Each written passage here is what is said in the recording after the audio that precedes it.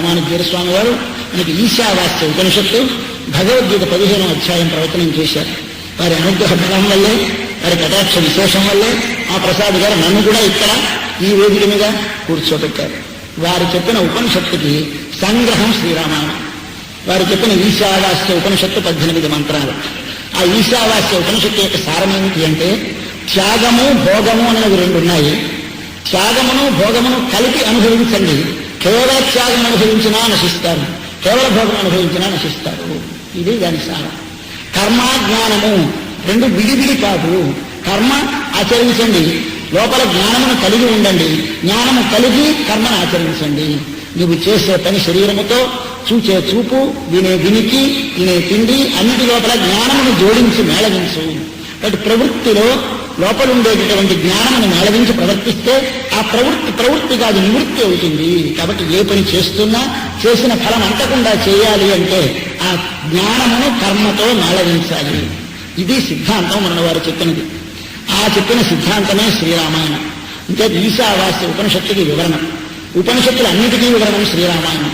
పిల్లలకు చెబుతూ తన పిల్లలకి వేదమంతా చెప్పి వాల్మీకి మహర్షి చిట్ట చివరికి వేదోపబృంహణార్థాయ తావద్దాహయత స్వయం, వేదముల అర్థములు వారికి స్పష్టంగా తెలియడం కోసమని వారికి ఒక పెద్ద అందమైన ఒక కథలో పెట్టి, పిట్ట కథలు చెబితే మనసుకు పట్టినట్టు కథ లేకుండా అబ్స్ట్రాక్ట్ సబ్జెక్టు చెబితే మనసుకు పట్టదు కనుక కథలు ఎలాగైతే పెద్దలు హరిదాసులు చెబుతారో అలాగే వాల్మీకి మహర్షి ఏం చేశాడు, అయ్యా వేదం అంతా చెప్పాను కానీ వేదార్థం మీకు తెలియదు కనుక రెండో పాట నేర్పుతానని నేర్పాడు పాట.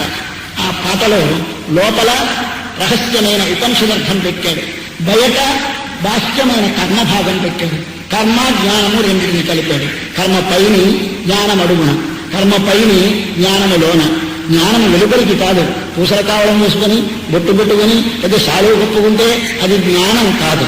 జ్ఞానం అనేది లోనుండాలి, బయటికి కావలసినది కర్మ. తాను ఆచరించే కర్మ ఆ జ్ఞానముతో చేస్తే అప్పుడు ఆ కర్మ జ్ఞానముల సమన్వయం అవుతుంది. ఇది సిద్ధాంతం ఈశావాస్య ఉపనిషత్తు.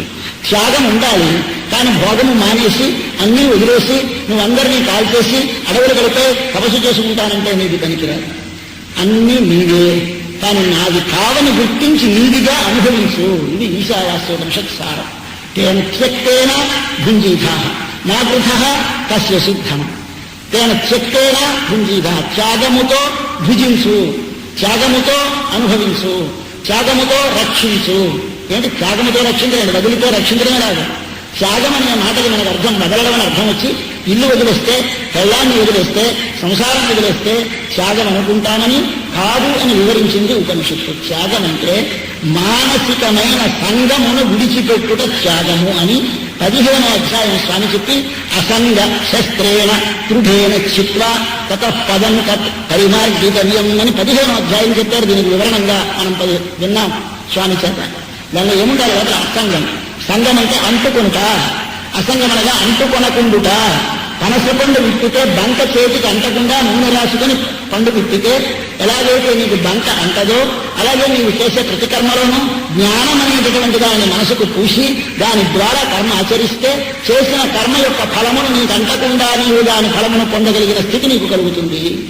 అటు స్థితి నేర్పడానికి మనకు రామచంద్ర ప్రభు దిగి వచ్చి తన జీవితాన్ని త్యాగంతో ప్రారంభించాడు, త్యాగంతో సమాప్తి చేశాడు.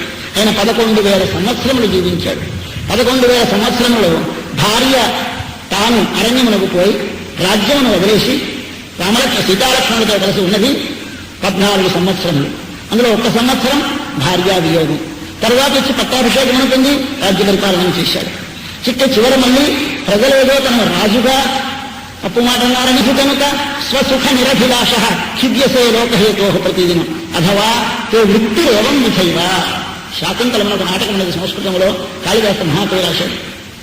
ఆయన తమ రాజుగారికి ఒక హితమును ఉపదేశించారు, కానీ చెబితే ఒప్పుకోరు ప్రభువులు, చెప్పకూడదు. చెప్తే వారికి చాలా కోపం వస్తుంది తనకి చెప్పడం అని. ఇదే ప్రభువుకి చెప్పారు రాజుకాలంటే పొగిడినట్టు చెప్పారు. దీనికోసం ఆనాడు భట్రాజులను పెట్టుకునేవారు. వాడు వైతాళికులను వాడు పొగుడుతుంటే పొగడ్డాన్ని మనుషులను పెట్టుకో పొగిడించుకోవాలని మనకి ఈనాటి వారికి అర్థం కాక దాన్ని ఆక్షేపిస్తూ ఉంటాం. కానీ అది పొగడ్డం కాదు, దాని లోపల వాడికి పొగడ్డంలో వాడికి హితము ఉపదేశించాలి. ఆయన రాజుగారికి కొంచెం కర్తవ్యం ముందు వైముఖ్యం కలిగింది, శకుంతలను విశ్లేషించి ఉండడం చేత మానసికమైన క్లేశం కలిగి. అప్పుడు అతను చెబుతాడు, అయ్యా మీరు ప్రభువులు. ఎప్పుడు పై అధికారి లేదా ఉద్యోగి లేదా ప్రభు అయిన వాడు తాను స్వసుఖ నిరభిలాష, తన సుఖము ఎందు తాను అభిలాష లేనివాడి, లోకహేతో తన సమాజము కొరకు క్షిద్యసే చేతపడుతూ ఉంటాడు. అది ఎన్నాళ్ళు? ప్రతిదినం. ఎన్నాళ్ళండి? డ్యూటీ చచ్చిపోతున్నాం, ఎప్పుడు తిరిగిపోతుంది, వాడు మానేస్తారంటే పనికిరాడు. ప్రతిదినం. అథవా అసలు అది కాదు. తే వృత్తి ఏవం విధైవ, నీ బ్రతుకే ఇంకా. వృత్తి అంటే తినడానికి సాధనమును ఆర్జించటకు వృత్తి అని పేరు.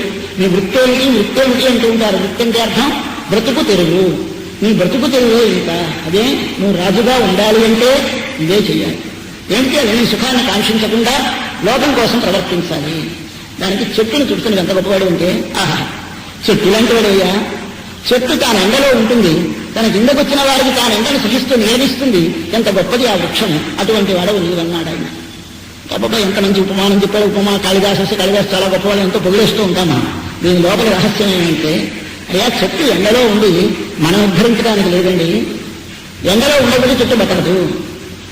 ఎండలో ఉందని దాని మీద పెద్ద శాన్యాలు వేయించేసి మీరు ఒక నెలలు వదిలేస్తే అది చెట్టు అన్న పేరు పోయి ఈరోడు అన్న పేరు వస్తుంది దానికి. కాబట్టి చెట్టుగా మనగలగాలి అంటే దానికి ఎండలో ఉండితే జీవన సాధన.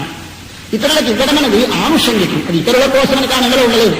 అలాగే ఒక ప్రభు అయిన వాడు కానీ, ఒక ఉన్నతమైన పదవిలో ఉన్నవాడు కానీ తాను శ్రమ పడుతున్నాడు లోకం కోసం అంటే లోకం కోసం కాదు, తన పదవిని తాను నిలుపుకుంది, తన పదవిలో తాను ఆ విధముగా ఉండటానికి అలా ప్రవర్తించాలి. కనుక రాముడు రాజుగా ఉండడానికి ఏం చేయాలి? ప్రజల యొక్క ఆనందానికి తాను కారణం కావాలి. కాబట్టి ప్రజల యొక్క ఆనందానికి తాను కారణం కావడానికి వారిలో ఏమాత్రం వైమనస్యం కలిగినా ఇది మెజారిటీ ప్రభుత్వం కాదా అన్నాడు. కేవలముగా ప్రజలందరికీ సమ్మతమైన ప్రభుత్వం కావాలి. అందరూ ఎక్కడ ఏ విధమైనది కలిగినా ఒక నూనె బొట్టు కానీ ఒక నీటి గంగాళంలో వేస్తే ఒక్క నూనె బొట్టు మొత్తం గంగాళం నీళ్ళని ఎట్లాగైతే వ్యాపించి నీటిని అంతని పాడు చేస్తుందో అట్లాగే ఎక్కడైనా ఒక్కడి మనసులో తాను చెడు కలిగింది అంటే ఆ చెడు ఆరక్తం విషంగా ఒక కుక్క కాటు వేస్తే వచ్చే విషం ఎలాగైతే శరీరం అంతా వ్యాపిస్తుంది కనుక ప్రభు అయిన వాడు ఎప్పుడూ లోకాపవాదం ఎక్కడా కళంకము లేశమైనా కలగకుండా ప్రవర్తన చేయాలి కనుక తన భార్యా పరిత్యాగం చేశాడు చివర స్వామి. ఇది స్వామి ధర్మ నిర్వహణ. అట్లా చేసి ఏం చేశాడు?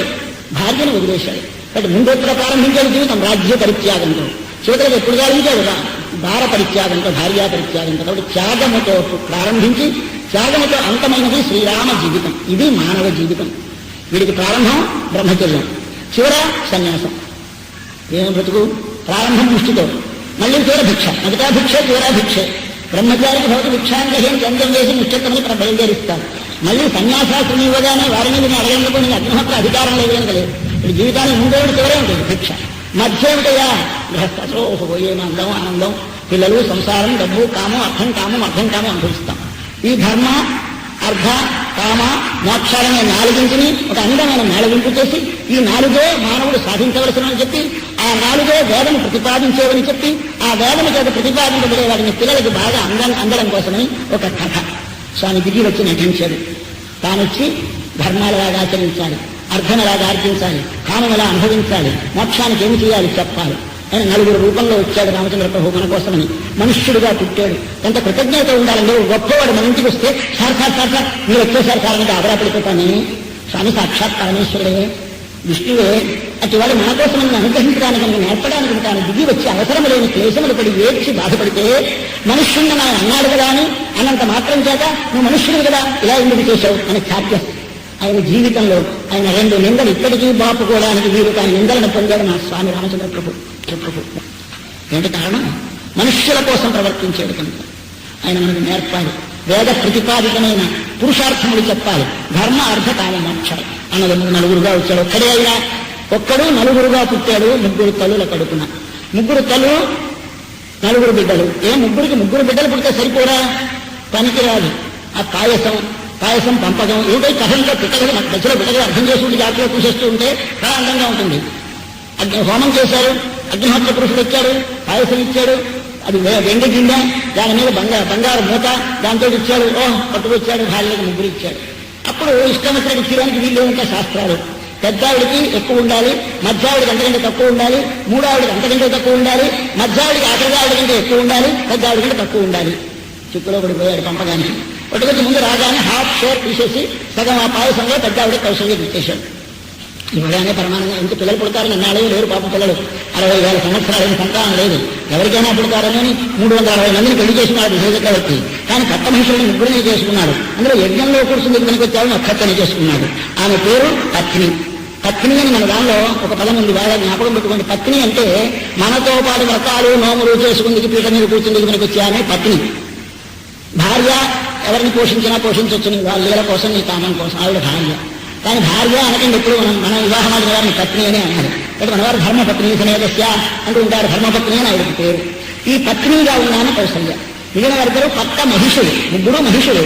పెద్ద ఆమె పత్ని, మిగిలిన ఇద్దరు మహిషులు, మొత్తం 350 మంది భార్యలు. ఇట్లాంటి పరివారంలో వీళ్ళ ముగ్గురికి ఇవ్వాలి.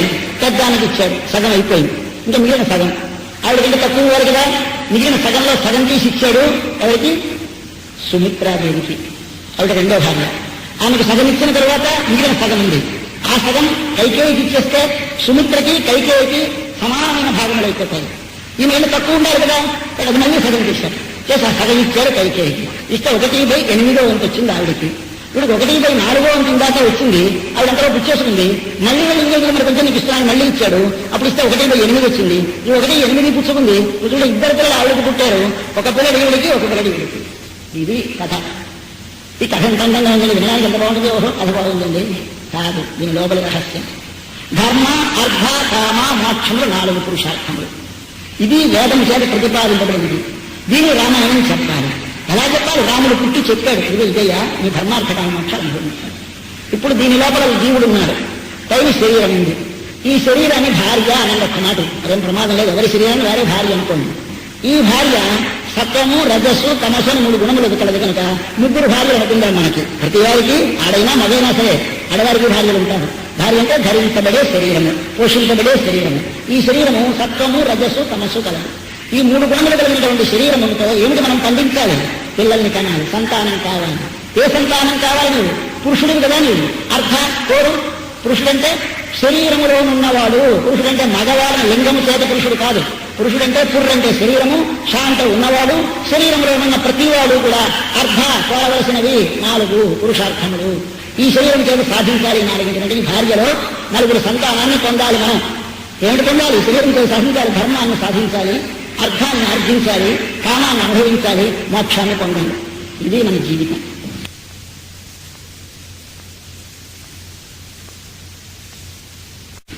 అయితే 4 పొందడానికి ఎలా పొందాలి? ఎంత చిక్కు మళ్ళీ దీనిలో శాస్త్రం. పాయసం పంచండి ఒక్కసారి. ఇప్పుడు ఎవరికి? పెద్ద భార్యకి సగం ఇస్తే ఎవరు పుట్టాడు? రామో విగ్రహవాన్ ధర్మ. ధర్మమే మూర్తి భవించిన రాముడు పుట్టాడు. రెండానికి 2 పిల్లలు పుట్టారు. 2 సార్లు పాయసం ఇచ్చారు. 2 పిల్లలు. ఈ 2 పిల్లల్ని కవల పిల్లలు. కవల పిల్లలుగా మనకి ఉన్నారు ఇప్పుడు అర్థ కామ. ఈ కవల పిల్లలు.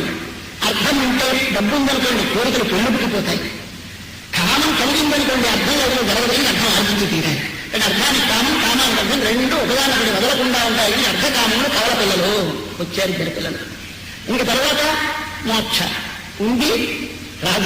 రాజకుమారుడే పరిపాలించాడు రాజ్యాన్ని, పరిపాలించని రాజు, కిరీటం లేని రాజు, 14 సంవత్సరాల రాజ్యం. తర్వాత యువరాజు ఎవరు? భరతుడు. ఈయన ఏమిటి పొందాడు?